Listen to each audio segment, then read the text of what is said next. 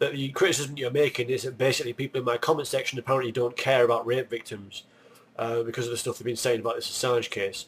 I have issue with that. I guess you implicated me because it's in my comment section, and then you got RITH there threatening to post screenshots of where I've agreed with people in the comment section. I'll show you those comments where I've agreed with right now. This is the first one. Someone put, to put the things into context, the offence that Sweden wants to question him about carries a $715 fine if convicted, and it's not even a crime in the United Kingdom. This is not about prosecuting a rapist, for fuck's sake. I said to that exactly.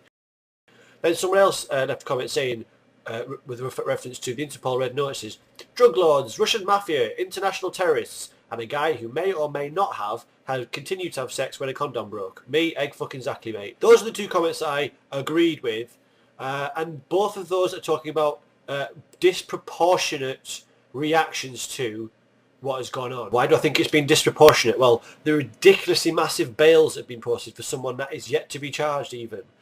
Being electronically tagged, again, before even being charged.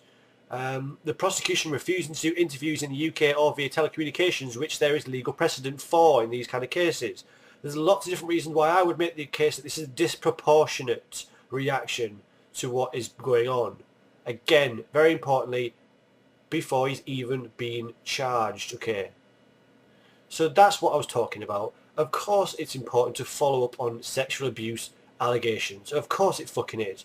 And I'm sorry, there is no hypocrisy, at least for me. I can't speak for everybody else who comments on my videos, Matt, but there's no hypocrisy for me for having called out the amazing atheist, thoughtful atheist, and very blessed for things, and then taking the position I do on this. Amazing atheist made the argument that rape is evolutionarily advantageous. Thoughtful atheist says she was asking for it. Very blessed, we had a video of a girlfriend saying all that stuff. I don't need to go over it. Those were direct observations, okay? I've addressed those, all three of those people, with direct observations of stuff they definitely said or did, according to what was directly observed, okay? The Assange stuff, yet to be proven. We've yet to see all the evidence, and a lot of the evidence does contradict itself anyway. I'm not going to go into the specifics, although I'd fucking love to, just to make the case. You know, this me talking about this disproportionate reaction in Sweden and everywhere else is not analogous to saying that, you know, you shouldn't take rape allegations seriously, for fuck's sake, Matt. You said in your video there that I would wholeheartedly support WikiLeaks if they did not politicise leaks and if they took a little bit more care in keeping people safe from what they leak. Okay, first of all, there's nothing wrong with politicising this stuff, okay? They are a media body, they are journalists, okay? That's what journalism is. They write stories based on information, okay? Every single example of journalism in the fucking world includes narrative, okay? Sometimes that's going to include bias, sometimes that's going to include agendas, but they all include narrative, okay? Commentary. So they never set out to be unpoliticised. They never did. I read from their website, Matt. It says, "We are of assistance to peoples of all countries who wish to reveal unethical behaviour in their governments and institutions. We aim for maximum political impact." So, you know, it is not wrong to give commentary on this information that they're in receipt of. Okay, that's journalism.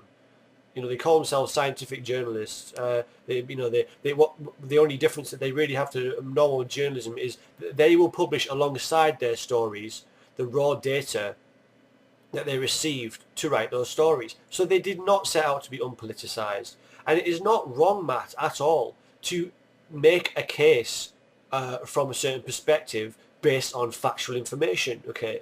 You know, that is journalism. Matt, you know, you are someone who gets very passionate when you discuss issues of importance to you, okay? And you and me both are fond of various YouTubers that do the same thing. When they're passionate about an issue, when they see wrongdoing, you know, that they are passionate about it. They are descriptive. They are colourful in how they address it in order to, effect the maximum impact on people of issues that you find are important. Yeah, and it's the same with journalism. And they haven't, like I said, WikiLeaks have never purported to be unpoliticised. And that's a moot point anyway, because it doesn't get you anywhere. And there's no benefit to being unpoliticised when you're reporting on facts. If they were lying, then yeah, I would totally agree with you. That would be something to completely disregard them on if they were lying, okay, but they're not. In fact, it's the exact opposite. Their whole operation is based on providing truth to people, where truth has been either kept from the people, or even where people have been blatantly outright lied to by governments. So yeah, I'll read from their website. It says, WikiLeaks will accept restricted or sensitive material of political, ethical, diplomatic or historical significance. We do not accept rumour, opinion, other kind of first-hand accounts or material that is publicly available elsewhere. This is because our journalists write news stories based on the material and then provide a link to the supporting documentation to prove our stories are true. It's not news if it's been publicly available elsewhere. And we are a news organisation. However, from time to time, the editors may republish material that has been made public previously elsewhere if this information is in public interest, but did not have proper news analysis when first released. One of our most important activities is to publish original source material alongside our news stories, so readers and historians alike can see evidence of the truth. We are a young organisation that has grown very quickly, relying on a network of dedicated volunteers around the globe. Since 2007, when the organisation was officially launched, WikiLeaks has worked to report on and publish important information. When information comes in, our journalists analyse the material, verify it, and write a news piece about it describing its significance to society. We then publish both the news story and the original material in order to enable readers to analyse the story in the context of the original source material themselves. So yeah, so you won't make videos about WikiLeaks, you don't care about them, you say they're a failed experiment. By what measure would you say there would be a success though? They're not the end game, they're just a conduit, okay? They're a catalyst, okay? The end game would be the reaction to the information that's put out there, okay?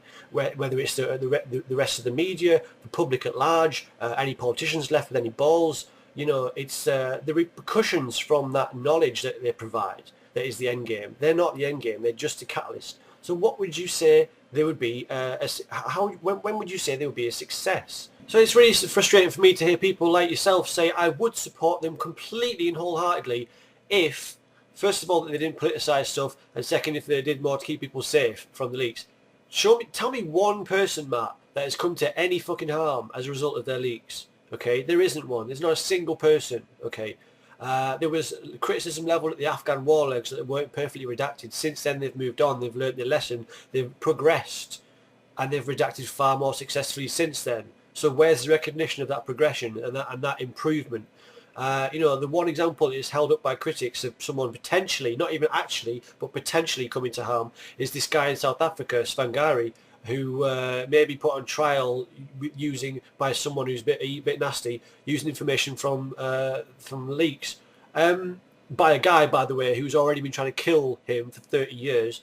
Never mind that, but yeah, but that was actually the Guardian's fault for not redacting something, not WikiLeaks. But people just, oh no, it doesn't matter. No, it doesn't matter if it's Guardian. No, we'll blame WikiLeaks. No, that's not fair. You know, so just tell me one example. I just want one example of someone coming to harm because of something WikiLeaks did. So for you to say they're a failed experiment is flat out wrong. For you to say that you're not going to support them because of these reasons, I'm trying to point out that your reasons for not supporting them are faulty. I mean, you did make a mistake in your video when you said that he's been charged with sexual assault. He hasn't. He's just been wanted for questioning. Although I did notice that RITH didn't bother to pick you up on that technical error after he decided that it was worth making a 15-minute video the other day about a technical error that I made when I said that shock horror, you know, that an Interpol red notice is equivalent to an international arrest warrant, when actually it's just the wanted poster to support the arrest warrant that has been posted nationally by a country that wishes to have a cooperation of another country in applying for that arrest warrant. Did you get all that? So that's the distinction Rob was making.